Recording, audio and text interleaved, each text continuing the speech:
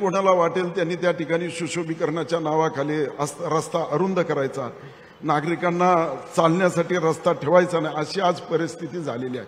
श्रेयवाद या ठिकाणी मी पाहत असतो, परंतु श्रेयवाद झाला कुठं पाहिजे की ज्या ठिकाणी आपण एखादं चांगलं काम केलं पाहिजे। आज पुणे महानगरपालिकेमध्ये 20 ते 25 वर्ष झालेले आहेत, त्या ठिकाणी आपण साध्या आपल्या भागातील कित्येक अशी कामं आहेत की ती आपण करू शकले नाही, परंतु जे आमचे केंद्रीय मंत्री आहेत, जे आमचे केंद्रीय नेते आहेत, जे काम करतात त्या कामाचं श्रेय या ठिकाणी कोणीतरी घेत आहे।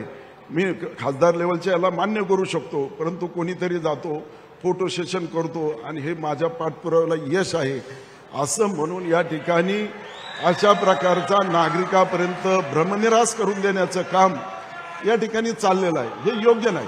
मी आमच्या खासदारताईंचं मान्य करू शकतो, परंतु आपल्याकडे कोणीतरी येतं आणि तेच दाखवायचं आणि त्याची जाहिरात करायची।